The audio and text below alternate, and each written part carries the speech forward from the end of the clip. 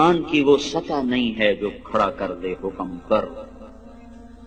نماز کا کس کو نہیں پتا کہ فرض ہے، کیوں نہیں پڑھتے؟ ایمان کا سرمایہ تھوڑا ہو گیا ہے۔ پردے کا کس کو نہیں پتا کہ مسلمان عورت کے لیے پردہ فرض ہے، عین ہے، کیوں نہیں پردہ ہو رہا؟ سرمایہ کوئی نہیں، پیسے کوئی نہیں، پیسے سے چیز خریدی جاتی ہے، ایمان سے چیز خریدی جاتی ہے، اطاعت ایمان سے آتی ہے، کیوں پردہ اٹھ گیا؟ ایمان کی حرارت۔ ایک عورت جب 5 ہجری میں پردے کا حکم آیا تو رات کو حکم آیا، کسی کو پتہ چلا کسی کو نہیں چلا۔ فجر کی نماز میں عورتیں بھی آتی تھی مسجد میں، ایک الگ جگہ بنی تھی۔ جب ایک خاتون آئی، دیکھا تو ساری عورتیں پردے میں چادروں میں چھپی، تو تمہیں کیا ہوا؟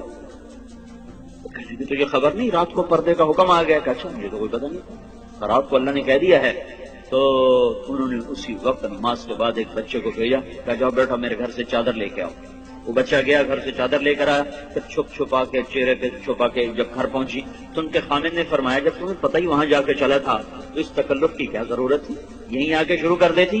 تو فرمانے لگی اللہ کے حکم کا پتہ چلنے کے بعد میری جرأت نہ ہوئی کہ ایک قدم بھی اس کی مرضی کے خلاف اٹھاؤں۔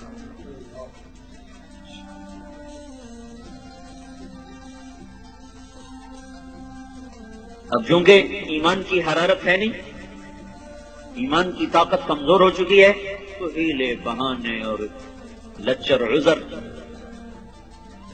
حضرت فاطمہ رضی اللہ تعالیٰ عنہ کا انتقال ہونے لگا تو اپنی خادمہ سے کہا، حضرت علی موقع پر موجود نہیں، کہا کہ غسل کا پانی رکھا، انہوں نے غسل فرمایا کہ میرا فلان جوڑا نکالا، چارپائی میری بیچ میں کر دی، انہوں نے کمرے کے بیچ میں چارپائی کر دی، ایسے لیٹی، قبلے کی طرف منہ کر کے کہنے لگی میں مرنے لگی ہوں، علی سے کہنا میرا غسل ہو چکا ہے، میرا کوئی کندھا بھی نہ ننگا کرے، میرا کوئی نہ سطر کھولے، میں نہا چکی ہوں، میرا غسل ہو چکا۔ ان کو مرنے کے بعد بھی یہ فکر ہے کہ میرا کندھا ننگا نہ ہو۔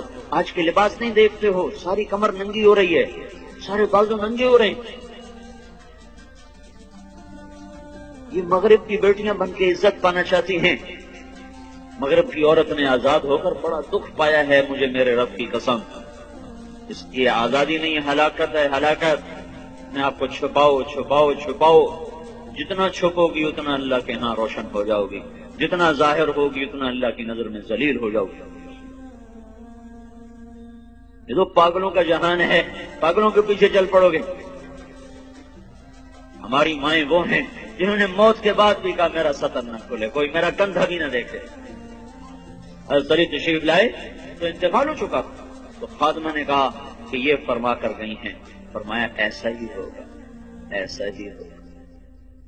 اسی طرح جنازہ اٹھایا گیا، اور پھر اس سے کچھ دن پہلے کی بات ہے، اسماء بنت امیس سے کہنے لگی میری میت کا کوئی ایسا انتظام کرو کہ کسی کو پتہ بھی نہ چلے میرا قد کیسا، میرا جسم کیسا۔ تو انہوں نے کہا میں نے حبشہ کی ہجرت کی تھی، تو وہاں عورت کو دفن کرنے کے لیے، عورت کی میت اٹھانے کے لیے ہوتا ہے کہ وہ چارپائی کے اوپر ایسے وہ لکڑیاں جو لچکدار ہوتی ہیں وہ اس طرح پھنسا دیتے ہیں، اس کے اوپر چادر ڈال دیتے ہیں، تو اس سے وہ سارا وجود اندر چھپ جاتا ہے، پتہ ہی نہیں چلتا قد کیا ہے، موٹائی کیا ہے اور چھوٹائی کیا ہے، کہ بس میرے ساتھ بھی ایسا ہی کرتا۔ ایک مدد اللہ نے کی کہ میں رات کو اندھیرے میں اٹھایا، دن کے اجالے میں نہیں اٹھایا۔ ایک پردہ اللہ نے کہا کہ پوری رات کو پردے کا حکم دے دیا کہ محمد کی بیٹی آ رہی ہے، پردہ کرو۔ دوسرا کام اسماء بنت امیس سے کروایا، انہوں نے وہ پت لگا دی۔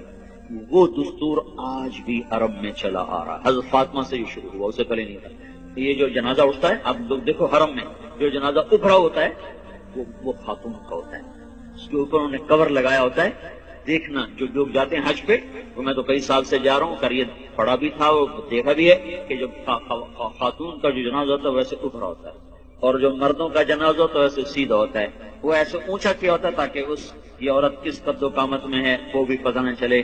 اسلام ایسے حیاؤں والا طریقہ زندگی بتاتا ہے کہ ہماری عورت کا مرنے کے بعد بھی پردہ ہے، یہ زندہ ہو کے باہر نکل رہی ہیں، کون ان کو سمجھائے؟ ہائے تبلیغ اسی زندگی کو سیکھنے کا کام ہے، یہ پاک زندگی، یہ پاکیزہ زندگی، اس کو لے کے در در گھر گھر پھرنا لوگوں کی خیر خواہی میں، ان کو اللہ کے ساتھ جوڑنے میں، تھک کے کھانا، لوگوں کی منتیں کر کے ان کو اللہ رسول کی ترتیب زندگی سمجھانا بتانا، یہ ہے تبلیغ کا کام۔ اس کے لیے ہم عورتوں کو بھی نکالتے ہیں، مردوں کو بھی نکال دو، بھائی سیکھو سیکھو۔ اوپر سے ہواؤں کا تیور بدلا ہوا ہے، پانی بکھر چکا ہے، زمین بے لگام ہونے کا ہے، سمندر اچھل اچھل کے اپنے غصے کا اظہار کر رہے ہیں۔ اللہ تعالیٰ کی طرف سے نشانیاں ظاہر ہو رہی ہیں کہ یا سیدھے ہو جاؤ یا پانی کی لگام کھل سکتی ہے، یا زمین اپنی کروٹ بدل سکتی ہے، یا ہواؤں کی لگام ڈھیلی ہو سکتی ہے، یا چاند سورج کی گردش وہ ہمارے خلاف چل سکتی ہے، اور کوئی اللہ لاؤڈ اسپیکر لگا کے بتائے گا کہ بس کرو، ختم کرو، باز آ جاؤ۔ انہی چیزوں سے اللہ بتائے گا کہ لوٹ آؤ لوٹ آؤ لوٹ آؤ لوٹ آؤ۔ اس لیے بھائیو بہنوں، توبہ کرو اللہ کے دربار میں، مانگو اللہ سے معافیاں، اور اپنی زندگی کو اللہ اس کے رسول کی پاکیزہ ترتیب میں لاؤ اور ڈھالو، اس کو نکل کے سیکھو، گھروں میں اس کی فضا بناؤ، بچوں کو لے کے بیٹھو، ان کو آخرت بتاؤ، جنت بتاؤ، جہنم بتاؤ۔ آج کا ماں باپ بڑا ظالم ہے کہ 2-3 سال کے بچے کو اسکول کے حوالے کر دیتے، اور مائیں فارغ، باپ فارغ، باپ کاروبار میں، مائیں اپنے بناؤ سنگار میں۔ آج کی ماں نے جو کرنا تھا وہ تو کر نہیں رہی۔ اللہ نے اس کے ذمہ خامد کی روٹی نہیں لگائی، خامد کے ماں باپ کی خدمت نہیں لگا، وہ کرے تو اس کی نیکی ہے اور کرنا چاہیے، لیکن اگر وہ نہ کرے تو اس عورت کو نافرمان عورت نہیں کہا جا سکتا۔ تو پھر اس کے ذمہ کام کیا ہے؟ تھکا دینے والا، کھلا دینے والا، جوڑ درد سے پکار اٹھے، وہ کیا ہے؟ نسل کو تیار کرنا۔ یہ اتنا اوکھا کام ہے کہ دانت کے تلے پسینہ آ جائے۔ جو مائیں کرتی نہیں ہے، وہ اپنی طرح جنگل کے پودے کی طرح جوان ہوتے ہیں، جوانوں جب ایسے آنکھ دکھاتے ہیں تو پھر ماؤں کے کلیجے پاڑتے ہیں۔ جب بیٹی آگے سے بولتی ہے تو ماؤں کی راتوں کی نیند اڑتی ہے، اسے سمجھایا کب تھا، اسے ٹائم کب دیا تھا، بچوں کے ساتھ کب بیٹھے تھے۔ مدرسہ تربیت کی جگہ نہیں ہے، نہ خانقاہ تربیت کی جگہ ہے، نہ تبلیغ تربیت کی جگہ ہے۔ سب سے بڑی اور سب سے طاقتور تربیت کی جگہ ماں کی گود ہے اور باپ کا سایہ ہے۔ ماں نے گود خالی کر کے ٹیوٹر کے حوالے کر، ٹیوٹر کے پیٹ سے نکلا ہے کہ تمہارے پیٹ سے نکلا ہے؟ حوصلوں میں 11 سال کا تھا، میرے باپ نے مجھے حوصل میں ڈالا۔ چھوٹے چھوٹے بچوں کو حوصلوں میں دھکا دے دیا، فارغ تو وہ جنگلی جانور کی طرح اور جنگل کے کانٹے دار جھاڑی کی طرح وہ پروان چڑھتے ہیں، انہیں کیا خبر کہ ماں کیا ہے، باپ کیا ہے۔ تو اللہ کا احسان ہوا، تبلیغ کا کام چلا اور اللہ تعالیٰ نے ہمیں راہیں سجھا دی، دکھا دی۔ اپنی اولاد کے لیے وقت نکالو، گھروں میں بیٹھو، صحابہ کی سیرت پڑھو، حضور کی سیرت پڑھو، جنت جہنم کے واقعات سنو، پڑھو، سناؤ، ان کے معصوم ذہنوں میں ڈالو۔ تو آگے جب چڑھیں گے، پروان چڑھیں گے تو کچھ اپنے اوپر پھلدار ہو کر وہ نکلیں گے، ورنہ تو وہ کانٹے دار جھاڑیاں بنیں گے، کانٹے دار۔ سے وقت دو، اپنے آپ کے لیے وقت نکالو، اپنی نسل کے لیے وقت نکالو، اپنے گھروں کو مسجد بناؤ، گھروں کو مسجد بناؤ۔ زبان کا بول بڑی طاقت رکھتا ہے، زبان کے بول میں اللہ نے اثر رکھا ہے۔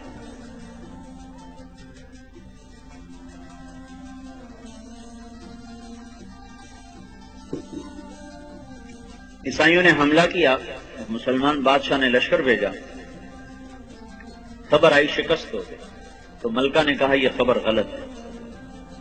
بادشاہ نے غصے میں کہا کیسے غلط؟ خبر باہر سے آئی، تو اندر بیٹھ کے تو غلط کہتے ہیں۔ تو چپ ہو گئی۔ کچھ دنوں کے بعد خبر آئی کہ واقعی خبر غلط تھی، پتہ ہوئی۔ تو بادشاہ نے اپنی بیوی سے پوچھا تو نے یہ اتنے دعوے سے بات کیوں کہی تھی؟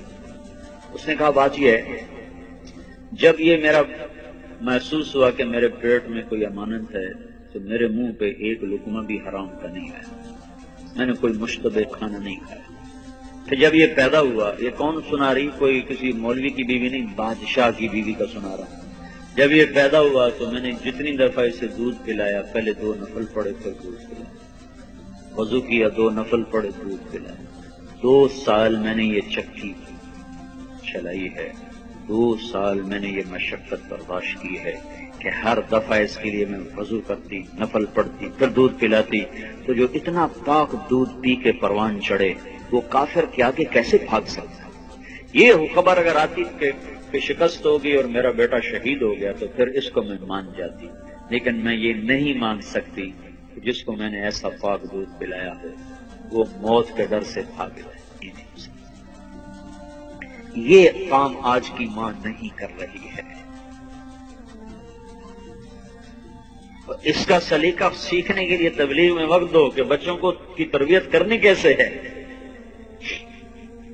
اور گھر کی زندگی کو جنت کیسے بنانا ہے۔ اس لیے بھائیو بہنوں، پچھلی پہ توبہ کرو، اگلی کے لیے تیاری کرو، اپنے گھروں کو مسجد کا ماحول دو، اپنی زندگی میں پردے کو داخل کرو۔